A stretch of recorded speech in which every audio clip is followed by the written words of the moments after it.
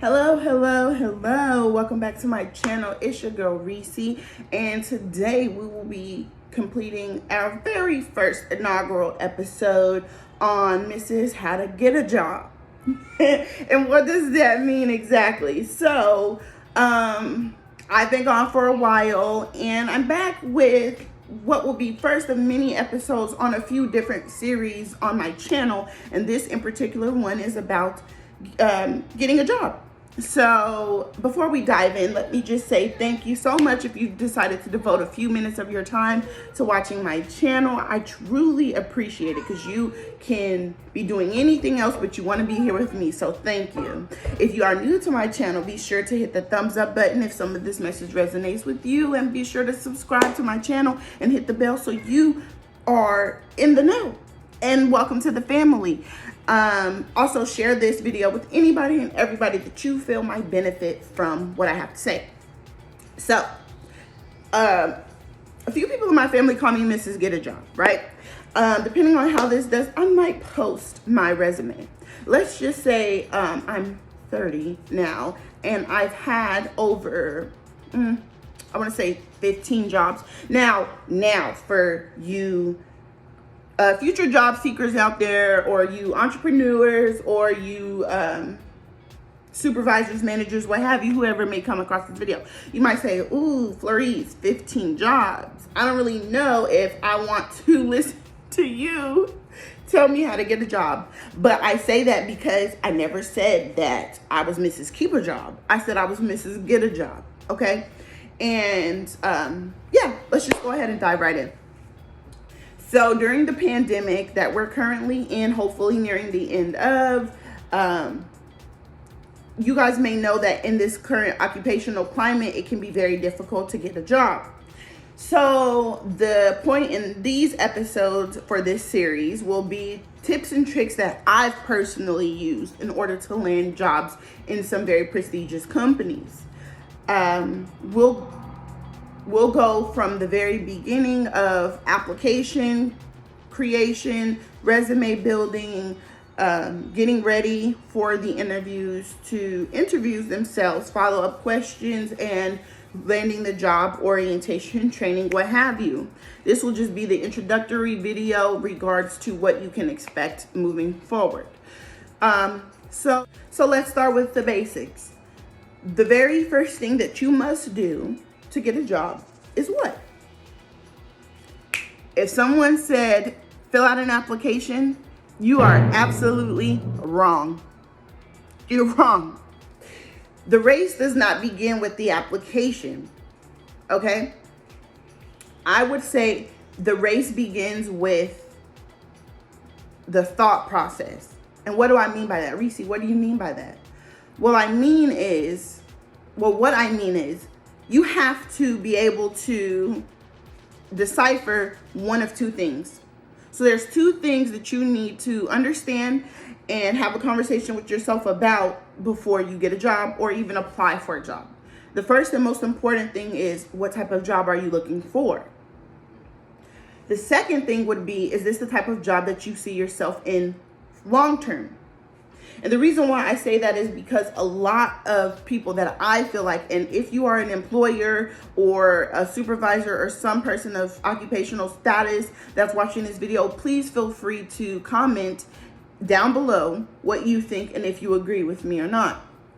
But I feel like a lot of the reason why a lot of job seekers either leave their jobs or the retention rate is low is because they were either desperate for a job and got what was hiring, or they weren't sure what they were looking for, and when it came time to do the job requirements, they weren't happy and couldn't see themselves doing it long term. So the first two things that are most important, in my opinion, would be, what type of job are you looking for, and can you see yourself doing it long term?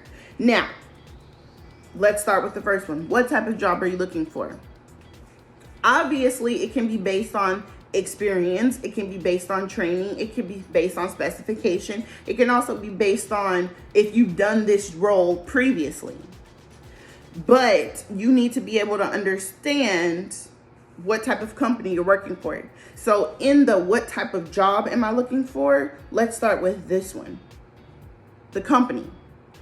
Research the company that you are considering filling out an application for. Because if you do get an interview and eventually get hired, you want to make sure that you're working for a company that you feel like you can represent the brand properly, and two, you feel like as an employee, your presence and your work ethic will be valued with them. Now you might be saying, Reese, I don't really have time to research. I'm desperate. I have kids. I have bills. I just need to be able to get a job. This place is hiring, and I'll think about that later. Okay, that's fine. If you're getting a job for ease or if you're getting a job for comfort, those I would say are the third and fourth bullet points. So if you're getting a job for ease, none of what I'm about to say is going to apply to you, if anything at all.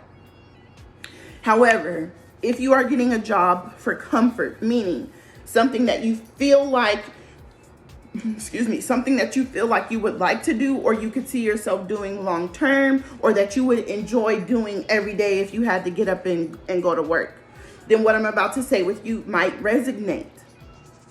If you're getting a job for comfort, do your due diligence and research the company that you plan to work for. Look at some of the reviews on the job forums that have these postings available. See what some of the former employees are saying. See what some of the current employees are saying. See how they're rated with the Better Business Bureau or any of the job forums like Indeed, Monster, LinkedIn, what have you, right? Go to some of their social media pages and see what their current climate is like as far as their employees go. If it is aligned with the type of person that you are and the type of work ethic you present, then I would encourage you to apply there. You definitely want to look at companies that are similar to them, that have similar positions, similar pay rate, compensation level, things like that, right? Compare and contrast which one checks all the boxes for you. The reason that I say this is because there are more than one company out there that does the same thing. So for instance, if you have a Walmart or Target, big box retail companies, and you yourself are like a cashier or a stock person or something like that, research both of those companies, see which one pays more, see which one is more flexible with hours, see which one has more ease of comfort as far as transportation goes to where you live from, see what their employees are saying about them when it comes to raises and bonuses and time off and things like that. Then make your decision based off of that, and then begin to apply, which application process will be episode 2. And then now we've decided as far as comfort goes, this is a company we can see ourselves working for. If it's something out of ease, meaning it's quick, it's fast, they're hiring, you just need to get in the door and get hired, don't set yourself up with expectations. One of my favorite sayings is expect nothing and accept everything. Especially if you're going to go for a job where you're getting it for the ease of pay and availability. Go into it with no expectation so you can either be pleasantly surprised or you won't be let down. You can be cautiously optimistic. Because after all, can you really have any expectations for a job you were willing to get just because you were desperate? If the employer is desperate and you yourself are desperate too, two desperate people, it's probably going to result in either disaster or a letdown of emotion. I'm just saying. Now, there are times where I've personally gotten jobs just because I needed something quick, fast, in a hurry. I knew that they were hiring and I could get the job, and I got it, and I was pleasantly surprised and very happy with the type of position I had in the company that I worked for. But after a while, it pretty much faded to black. And it was because I didn't have the right intention when I applied for the position anyway. Now, we talked about ease. We talked about comfort. We talked about if the company was a company we could see ourselves working for. Now, let's talk about the last thing and most important for this very quick episode of Mrs. Get a Job, because we will be moving forward into the application series, or excuse me, application episode, if this does well and this is something that you guys deem beneficial and would like to hear from me about.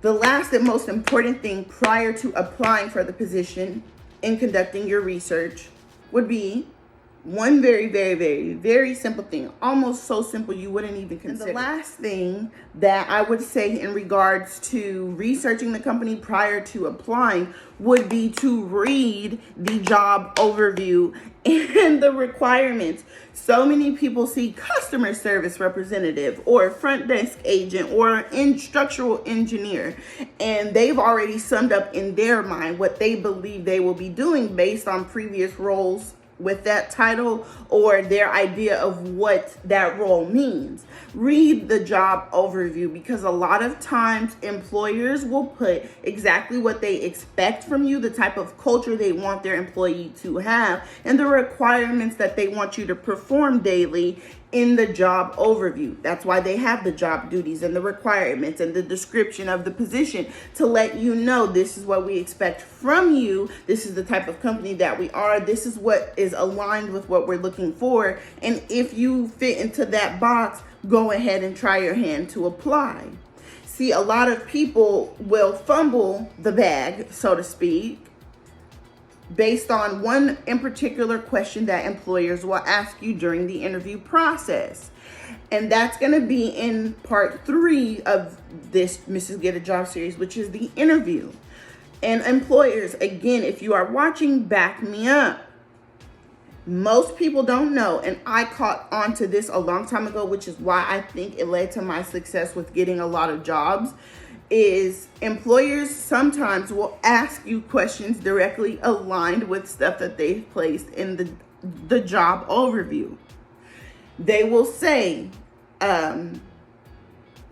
what's the most default question an employer usually asks that I've probably been asked in all of my job interviews is either what sparked your interest to apply, or do you know what you will be doing? Do you know what we are looking for, or do you know what you will be doing for the job?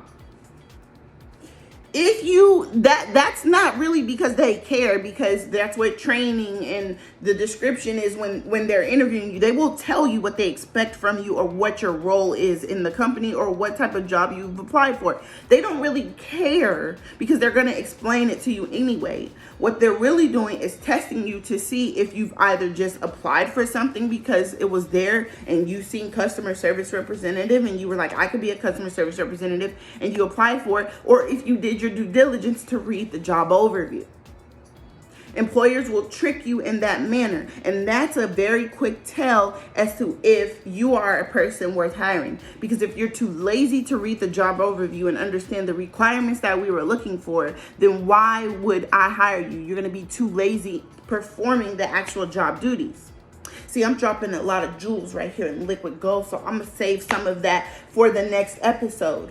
But that's pretty much all that I have in a nutshell for this episode. Like I said, depending on how this does, if I decided to put it out or not, we will dive into the next part of the Mrs. Get a Job series, which is the application process. So if this is something that opened your eye or put a wrinkle in your brain or sparked a little bit of interest with you, thank you so much for staying to the end and rocking with me. I really appreciate it. Be sure to give me a thumbs up, subscribe if you haven't already. And until next time for the Mrs. Get a Job series, peace.